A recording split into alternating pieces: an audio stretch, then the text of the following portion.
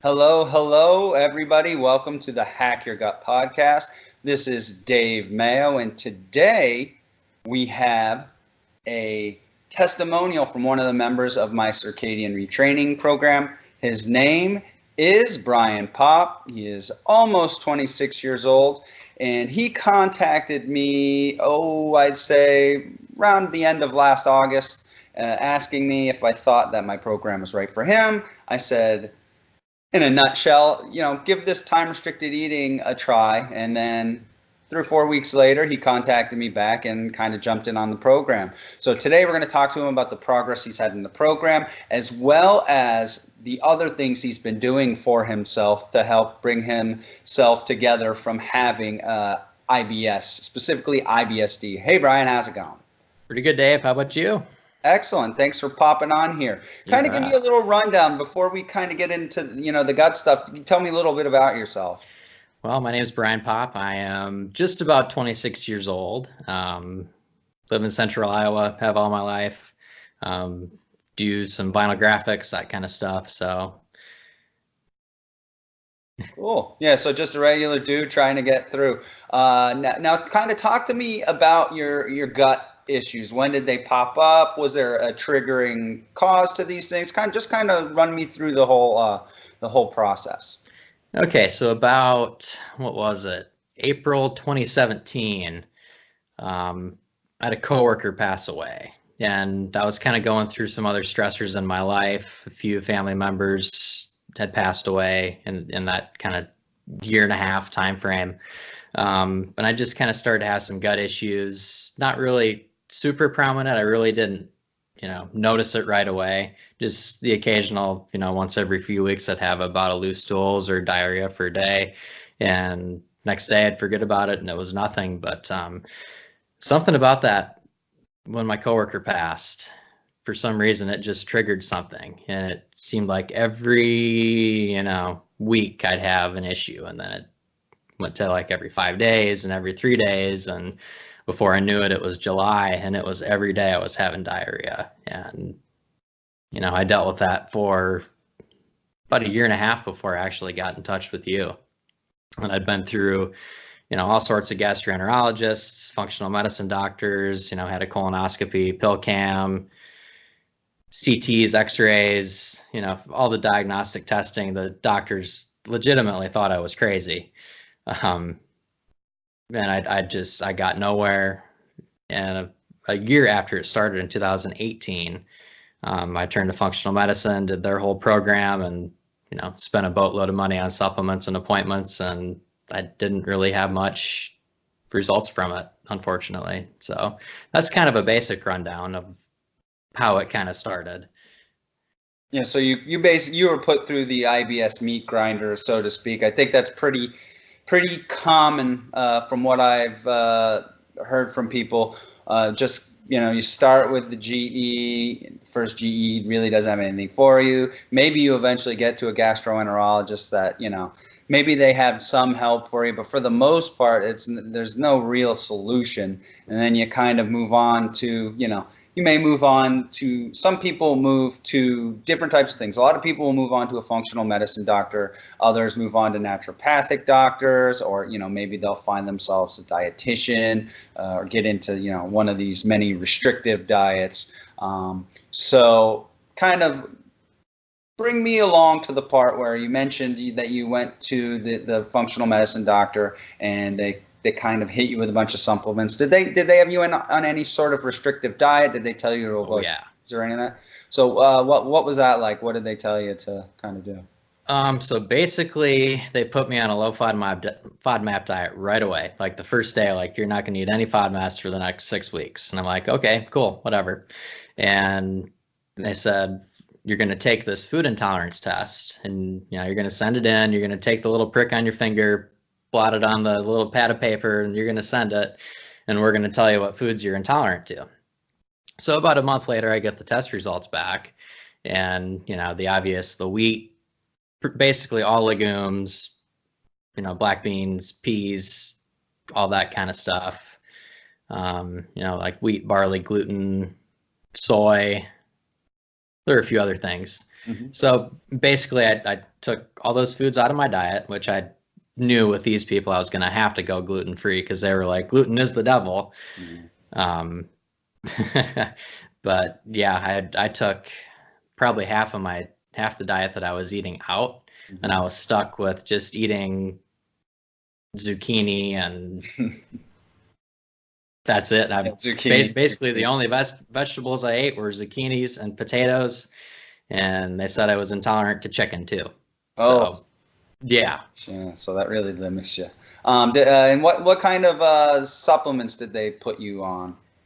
Ooh, I could get out the pamphlet of everything, but I was gonna say, did you have to carry it in a milk crate or something like that? They actually gave me, I don't have it in here, but they actually gave me a grocery bag. Yeah. Like one of those knit fabric grocery bags, and said, every time you come in, we're going to fill this thing up.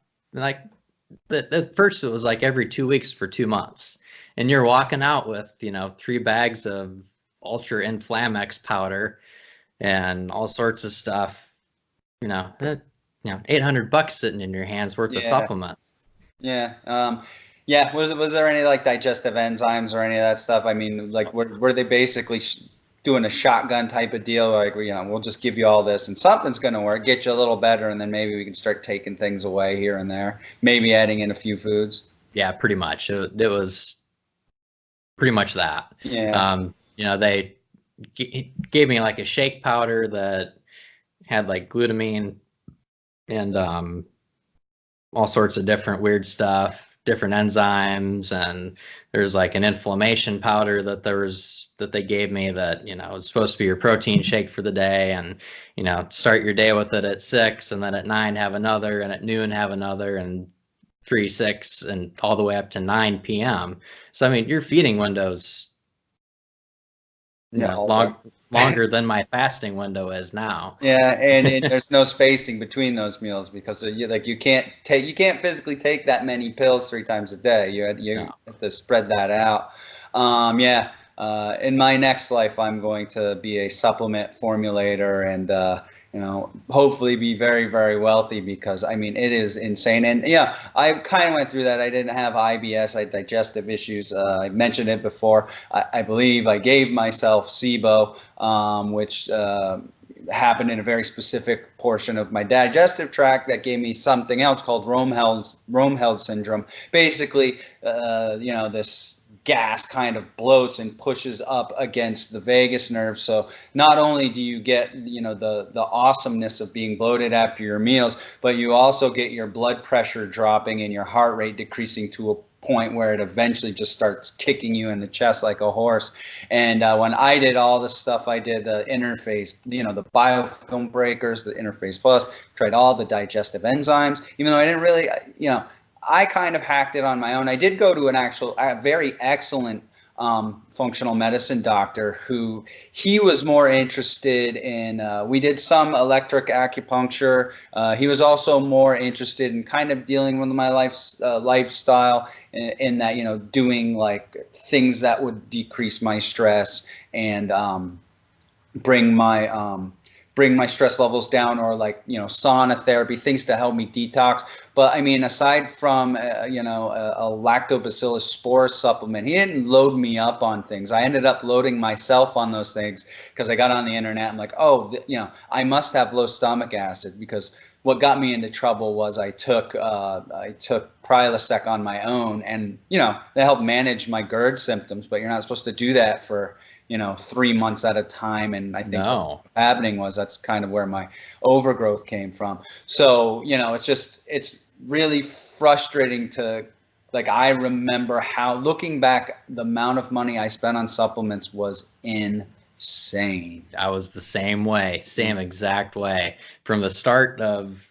everything, I had a family friend that was into like the electrical acupuncture kind of stuff, and really big in muscle testing, and you need this probiotic, and you need to take this worm detoxifier and this and that, and then that just gets you started on the internet. Oh, what else can I take? And pretty soon you have a $300 bill from Amazon, like, one of these has to work. Yeah, right. Do not let me forget to get back to you on the whole Amazon thing, because you have an interesting experience with a supplement you currently take in Amazon, and we must absolutely discuss that, your experience with using Amazon as a supplement supplier and why that might not be the best thing.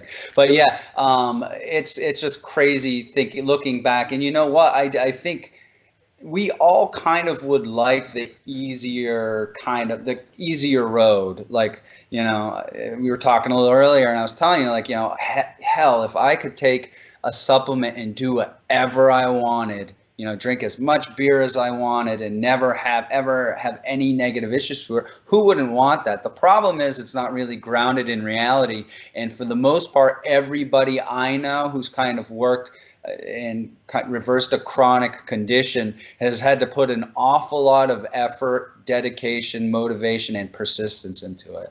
Yeah. It has taken me probably 500 times the amount of energy, persistence, just the raw emotional just grit to get through it.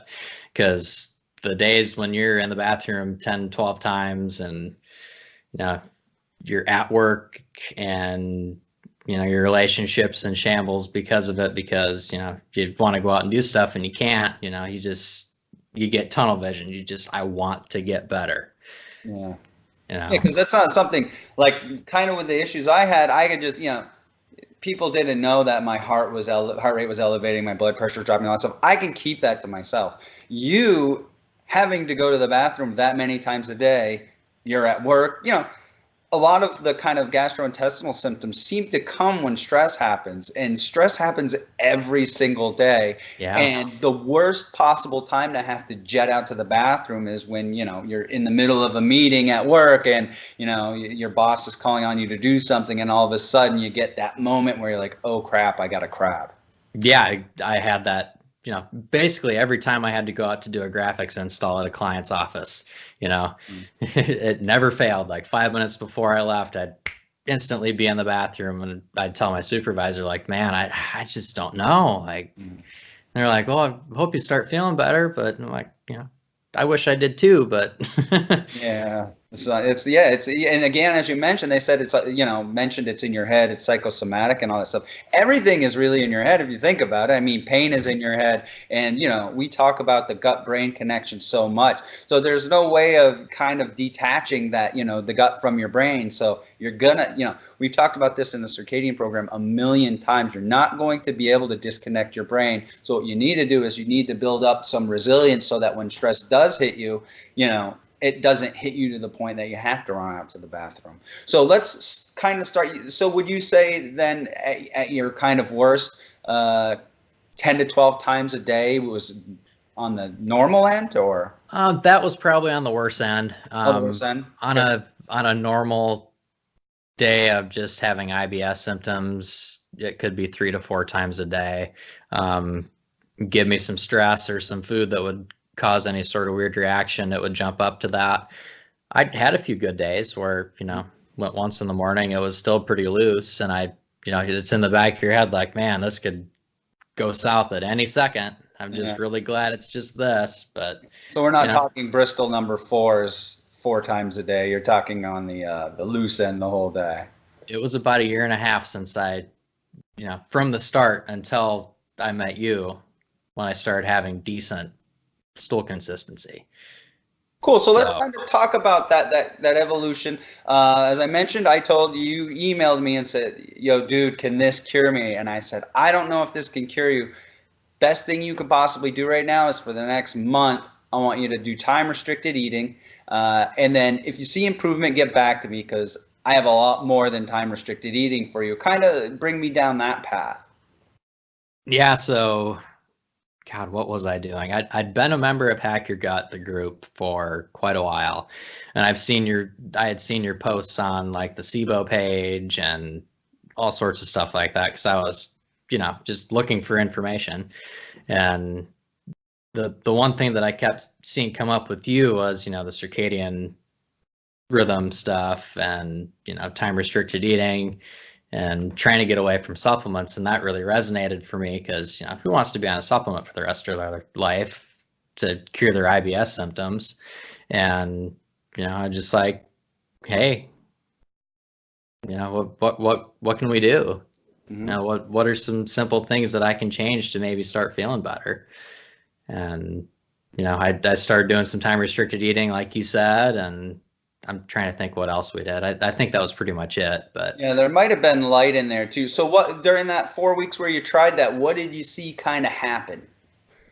within a couple days, I shifted from loose stools to constipation for about a week and a half. Mm-hmm. So it went from, you know, loose stools 3 or 4 times a day to I can't go for like 2 days in a week. And that was pretty frustrating at first to kind of see that. And after about the third week, it started to kind of shift back to the loose stools again. I'm trying to think. It was another month and a half until I bought the circadian retraining program. Oh, was it that long? I thought Yeah, it was it was that long because that's when I was completely fed up. It was like October, end of October. I just had my pill cam done, Yeah. and I felt terrible. I'm like, you know what? I'm done with this. I'm gonna do it. And things have just kind of slowly, incrementally, as I've kind of worked on that track, Yeah. you know, through the modules and everything, listening to your advice, it just kind of went up and up and up. So And so you're talking about now you've started the program, you've gone through all the information. Then after implementing it, because I'm trying to remember how the program has grown so much. You know, we weren't measuring when you started. I think you were here before we started measuring things like heart rate variability and using like the Fitbit and the Oura Ring and all that stuff to track sleep. So how long between, you know, kind of starting going through the information and implementing it did you start to see things turn around? oh, it was probably a good 4 months. Yeah, it wasn't like, oh, 4 days in, I'm perfect, was it? No. It's never And like, ironically, I started recording my heart rate variability oh, in the middle of September from one of your recommendations. yeah. And it wasn't until the end of October when I finally got my stuff together and was like, okay, I have to do this at the same exact time every day. Um, and the heart rate variability just kind of stayed stagnant around, I don't know, mid 50s to mid 60s for RMSSD. Mhm. And I got Which on the is stop. good. It's not terrible. No. If you're 26, you'd like to see it higher than that, but you know, you're 30 or 40. It's definitely not like you are like crazy. Like the smallest amount of stress is going to knock you down. You had some resilience. Yeah, just a little bit. Yeah. And then, was it January 1st, we started the Stop Leaky Gut Challenge. Yep. And later that first week of the challenge, I started taking inulin powder. Yep. And by, what's that? Just the beginning of February, my HRV jumped into like the mid hundreds, like There it 130, is. 140, Yeah. and it just skyrocketed. And Yeah. it really hasn't came down since. I'm kind of going through a little bit of a stressful period right now, so I can tell it's a little lower, about 100, but still that's double the amount that it was 6 months ago. Yeah, and so let's kind of because it seems like it's been a lot longer than it actually has. I mean, we're talking about 2018, and we're coming around the halfway point in 2019. So when did we start to see improvements with it, where the diarrhea wasn't 10 to 12 times a day? It was right about the time we started the challenge. Yes, Like January 1st-ish, and then yeah, a few weeks into that. a few weeks into that, and it was weird because it was almost like a mind shift change. Like I was almost waiting for the challenge to start, and then it did. Yeah. And I started taking inulin, and then boom, Boom. just Yep. everything started to really. And I've had flare ups since then. Yeah, You know, but rather than every single day, how we were mentioning before, how regularly are you going now? once to twice a day max. And we're talking Bristol 4 or 5-ish, somewhere in there. 3, 4, 5, depending on. So in the Yeah. middle. In the middle. Yeah. Pretty And good. so I mean, you essentially. So how regular are your flares now compared to how they were before? I mean, would you say you flared up every day or at least several times a week? Yeah, 4 or 5 times a week I'd flare. back then. It seems to be 2-3 times a month right now is all it is. Wow. That's nice. So, And it's, yeah, it seems to be tracking in the right direction. And I think that that's an important point. And one of the biggest things that I keep hammering home with you guys, I believe I mentioned it in Hack Your Gut a few times. It's like you have to measure, because not only for the fact that you want to be able to track your progress, but for your sanity. Like, you wouldn't have any idea. Like, you probably feel a little different now with your heart rate variability in the hundreds versus in the 50s, but that has got to be a positive jolt to your mental psyche that, there's an objective measure here that's showing that I'm on the right path. And you actually shared something. You use the HRV4 training app to a lot greater depth than I do, and you posted that the other day. And so what you had, I don't remember what the time period was with the first one you showed me, but I believe the correlation between your heart rate variability and your GI symptoms was a negative 0.57, which the negative means whenever your heart rate variability is high, your GI symptoms are low. Right. And vice versa. When your heart rate variability is low, your GI symptoms are high. That's a normal response. But currently, it seems to be down more towards a negative 0.37, so it's dropped substantially. And even though, like you said, it's leveled off and you kind of see it kind of go down and up, the correlation between your GI symptoms and your heart rate variability is kind of going away, which is exactly what we want to see. Even if you trended back down to, say, a 60 or a 70 in your heart rate variability, if we no longer have your stress triggering your GI symptoms, that's a win. That's what you are looking for. Now, if you're a professional athlete, we want to see your heart rate variability in the hundreds. Yeah. And I definitely think with some of the exercise stuff we have coming up that you're going to see it increase even more. But yeah, it's just having measures. I know you use an app for measuring your sleep that's not like a Fitbit or an Oura Ring, correct? What is it? Correct. It's called Sleep Cycle. Sleep Cycle, yeah. So I think it's #1 in the Apple iTunes App Store. So tell me tell them a little bit about that. You shared with me. How is it? What do you need to use that app, and what is it really measuring with your sleep? I really don't exactly know what it is, but basically, you set your phone upside down right by your bedside while it's charging, with the app turned on, and it will record the ambient sound around you. Oh, okay. And over time, it gets used to where that position is. It'll kind of calibrate itself for the first month and kind of gather data. And after a while, it will tell you if you're waking up, if you're moving around, if you're, in deep sleep, normal sleep, or awake.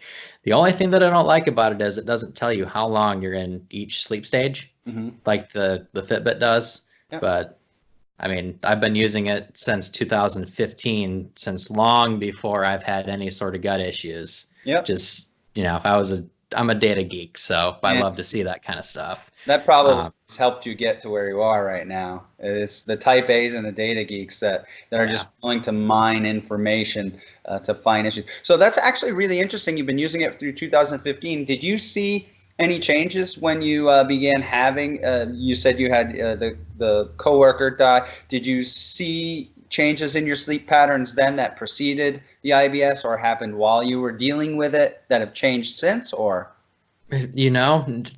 Just like the sleep quality wise in the app, not really. It kind of goes on this weird up and down throughout the year. Yeah. And another weird thing is like the moon phases. Oh yeah. When it's a full moon, my sleep quality tanks by 10%. When it's a new moon, it shoots up. That's crazy. That's crazy. Yeah. Now you've done other things too. I don't I want everybody to know that, I dealt with a gut situation as well. And, when I was doing it, I didn't just take a sniper rifle and pick, okay, today I'm going to do a low FODMAP diet. And then, okay, that didn't work. Now I'm going to go to the SCD or whatever.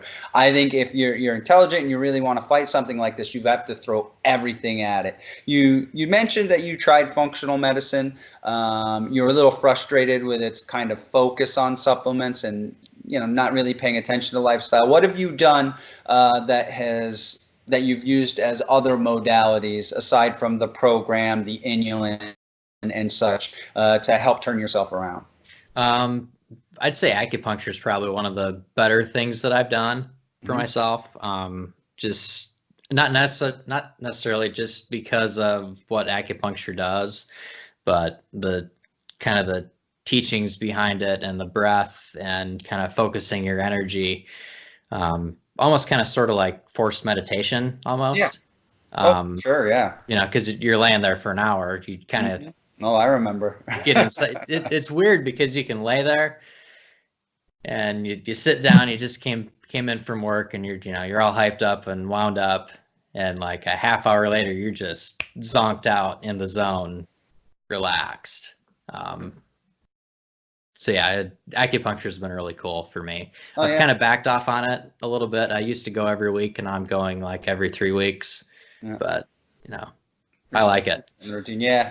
I think my wife always asks me to do yoga. Yoga's not for me. I'm a pretty chill guy as it is. Really like mindfulness meditation. I do it relatively regularly. A lot of the times, I drive from client to client and facility to facility. So I do have a lot of time on my hands to kind of just unwind. And I can't think of anything better.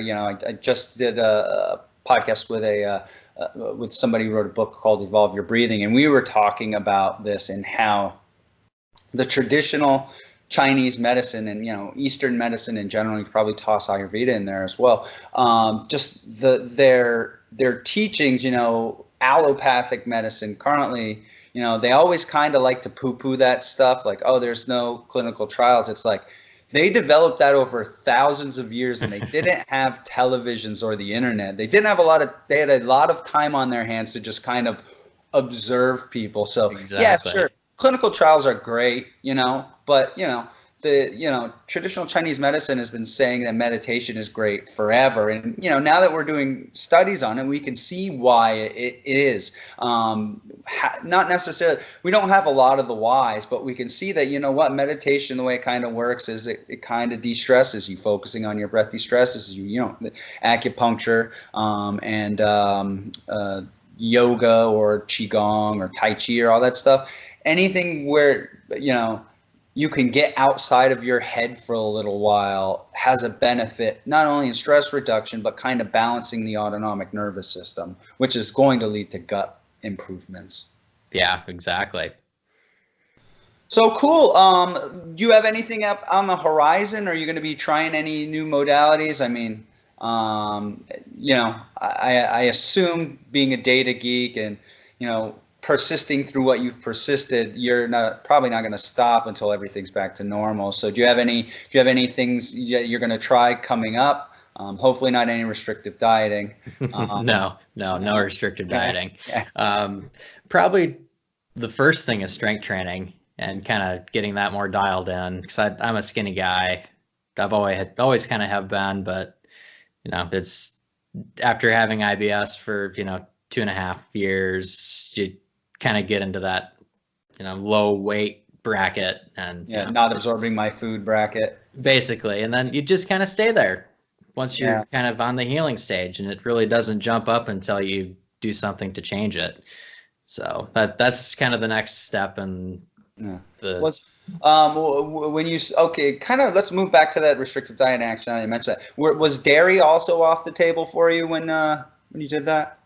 Ironically, dairy has always been off the table for me. I've been severely allergic to milk protein since I was a baby. Yeah. So basically, if you follow down that route, you can't eat chicken, you can't eat legumes, which plant protein is kind of the only plant protein out there. There are more, but soy, which you're not eating, chicken, which you really can't eat. So could you eat eggs? I used to eat eggs every day. Yeah. So there's literally only 2 sources of protein you could eat anyway to support a large musculature. So now you don't have to worry about that and bulk up. Yeah, pretty much. And I've been adding in so many foods. Like I've been trying to do kind of a challenge, like twice a month, pick up something new from the grocery store that I either haven't had in a while or I've never tried, and just see how your body reacts to it. Yeah.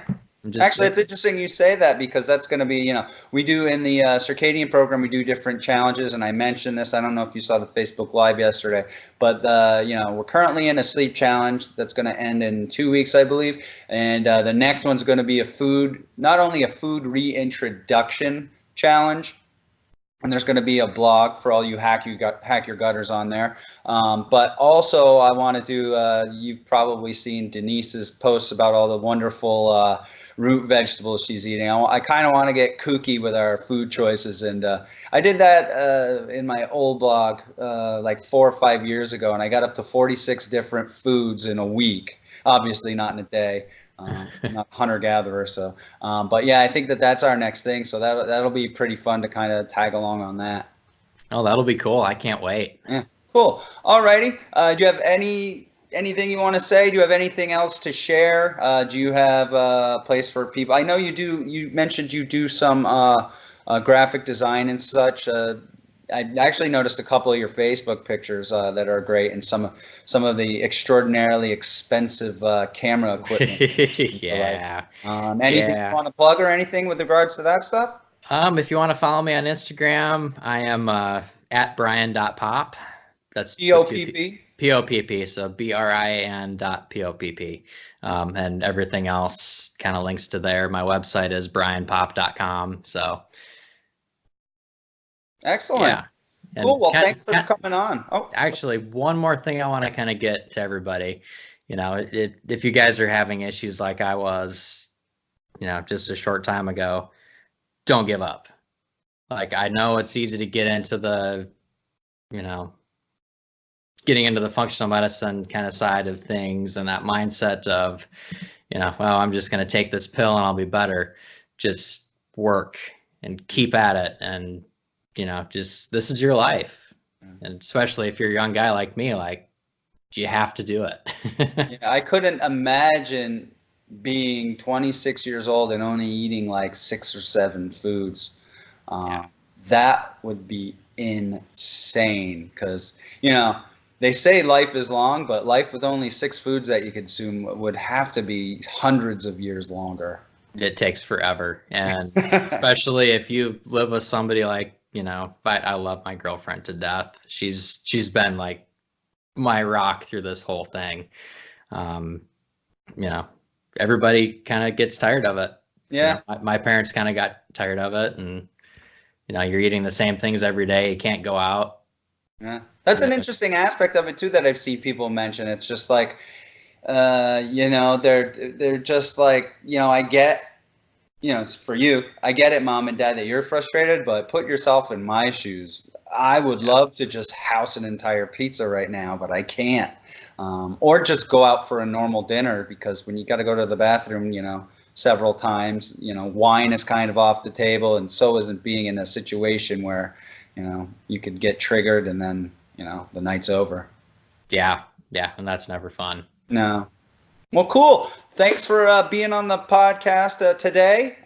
Thank you very much, and take care. You bet. Thanks, Dave. Bye-bye.